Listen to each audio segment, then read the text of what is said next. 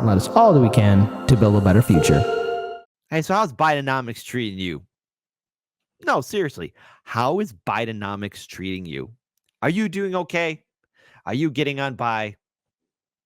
Look, I know the answer is simple. The answer is no. No one's getting on by with Bidenomics. I mean, it's quite simple as that. 1, 2, 3. But apparently, the president of, get this, these United States says Biden says he helped lower inflation as he hosts first meeting of his new supply chain council. So we have a little bit of a supply chain crisis here. President Joe Biden on Monday opened the first meeting of his supply chain resilience council by warning companies against price gouging and saying that his administration was working to lower costs for U.S. families. We know the prices are still too high for too many things, that times are still too tough for too many families, Biden said, but we've made progress. Hey, has the progress impacted you? Type 1 for yes, Kit. It has. I love it. Things are going great under Bidenomics. 3 square meals a day, full tank of gas, bills are paid. Inflation? What inflation? You're just a lying liar who likes to lie. Type 2 for dude. You got to stop asking this question, man. I don't know how I'm going to make it past this hour. It's a struggle. What's wrong with you? You know it's bad out there. Why you ask this question all the time?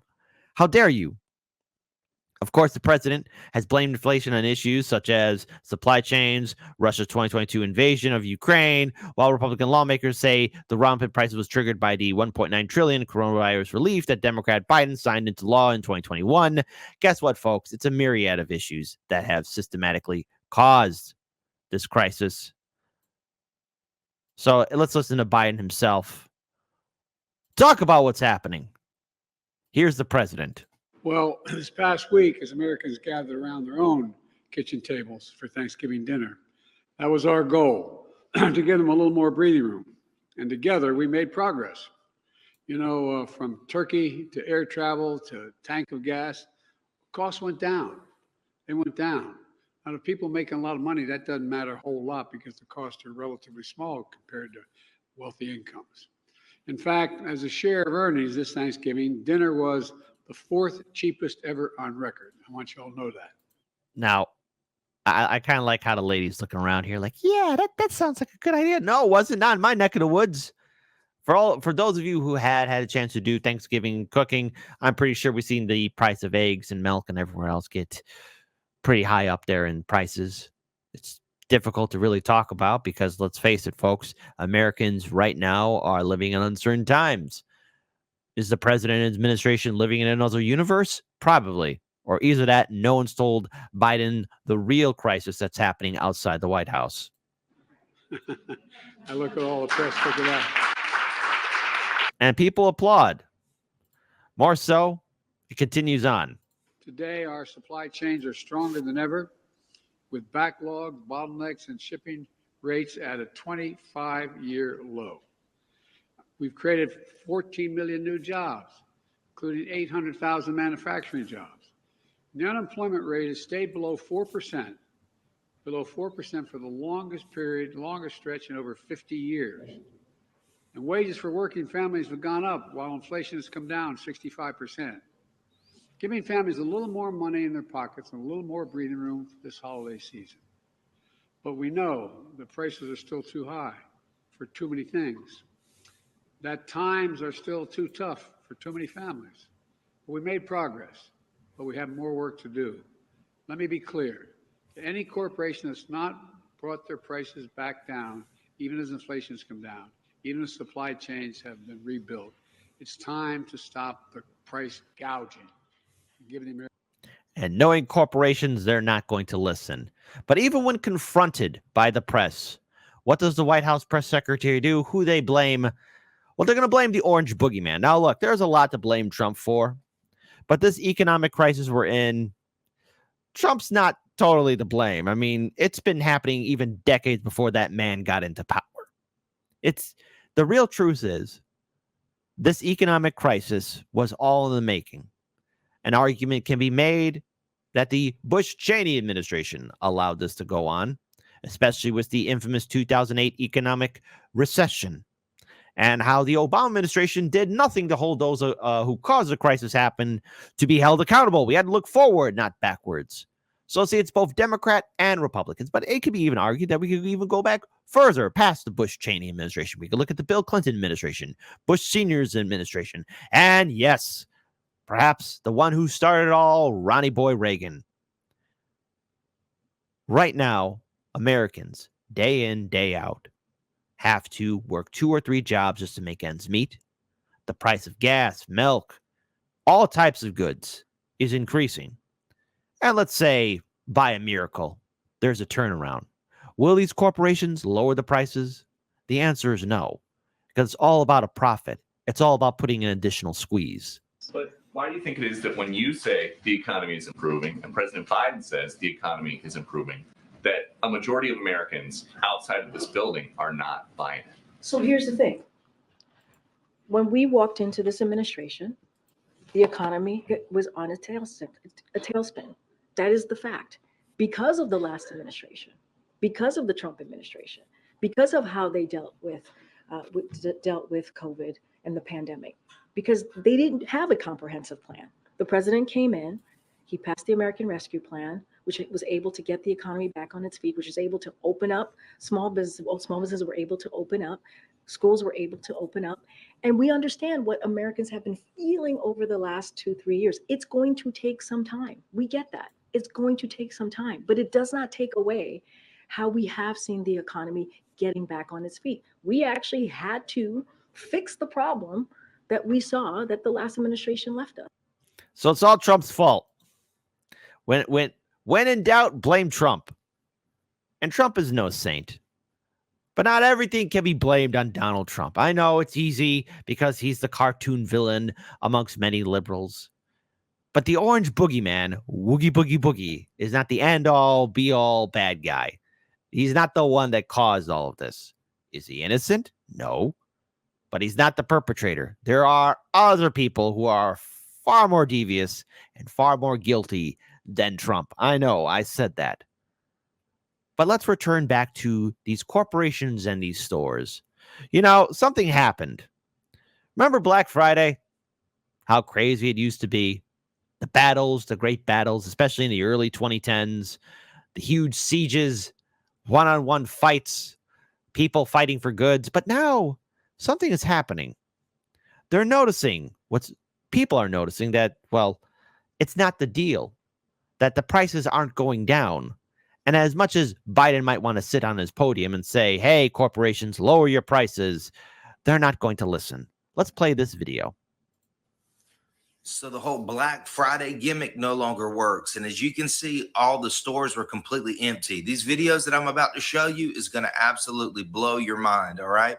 So not only are they putting stickers over the regular price and pretending like they're on sales price, they thought that all the gifts were going to go off the shelf like those pumpkin pies. But if you look here in 2010, there were people. Now, to be clear here, hold on, I just want to rewind that back here because I'm going to give a huge shout out. That's in my neck of the woods, Costco. Costco's number one. Love it. You know, back in the day, I used to work there. So you could always expect Costco pumpkin pies to sell like hotcakes. Sales price. They thought that all the gifts were going to go off the shelf like those pumpkin pies. Yeah. But if you look here in 2010, there were people that were getting trampled trying to make it to the stores to get these deals. And they used to actually have deals. And people would make it there early in the morning to go and fight for these deals, which was crazy, I thought then. But this is crazy. Look at 2023. They've got all this stuff out for the same exact price. Check out what this guy's saying. It's 8:55 in the morning. This guy's in Target. I had to take the music out. He had music that, it would flag the video. He said that there's a huge difference in what's happening now compared to 5 years ago, even 3 years ago. And it's because everyone right now is struggling, is what this guy says. And then they expect us to give all their money to the industry? Absolutely not. People are not stupid. And a lot of people are struggling to even pay their bills. And this guy's right. Look at the difference. Absolutely no one. And I remember a few years ago, it was packed around this time. And look, $5 deals don't exist anymore. If you look at all this, he said, hey, show of hands. No, seriously. Has anyone seen a $5 deal? When's the last time you saw one? Be honest. That's an old Abe Lincoln bill. $5. I know, back in the day when money used to mean something. There's no deals, and there's multiple videos going viral that I'm going to be posting today that they are actually marking the price up and going back down to the original price. People are in Walmart scanning items that are on sale, and that's the price they are online. We live in dangerous, uncertain times here, folks. And you think that this video is just a fluke? No. Just going on social media, you're going to see other people like this individual, guys and gals, living in all across the United States, saying the same thing. Stores are empty. The prices are too high, or either that it doesn't match up to what's online, or either that if you ring it up, it's even higher. Pay attention to your bills. Pay attention to what you purchase. That's right. You need more due diligence. And have a little bit of due dissidence, too. Wanted to give them a shout out. But how do we wrap this all up? How should we end this segment? Well, not only will there be uncertainty in the stores and our purchasing power, but work, employment plays a role in this as well. Because as much as I want to say that this won't happen, this is from Unusual Whales, a great Twitter account. I've referenced them a few times on the show. Be sure to check out their website because you'll find out what your fantastic lawmaker, both Democrat and Republican, are ranking in regards to insider trading. But look, Amazon, they're trialing humanoid robots in its U.S. warehouses. Say it with me, folks. Especially the people in the back. What could possibly go wrong? What could possibly go wrong?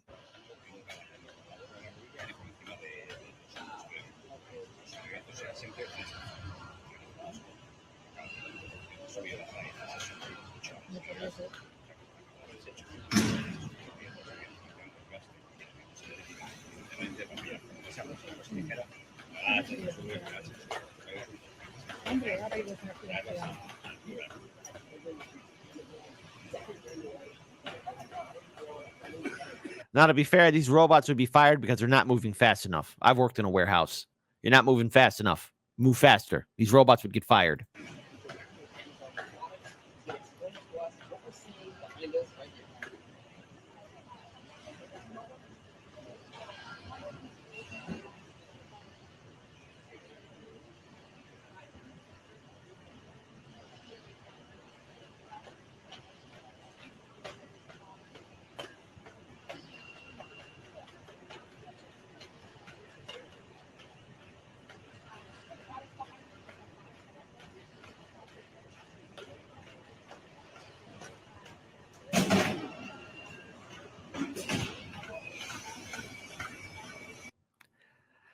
Well, they're moving too slow, but don't worry. They'll improve the technology. And then, hey, warehouse jobs. Pfft, you better be a robot to get that job. And who's going to fix them and repair them? Well, there might be an expert or experts here and there, but even they will be replaced by self-repairing robots. And those self-repairing robots will be replaced by other self-repairing robots.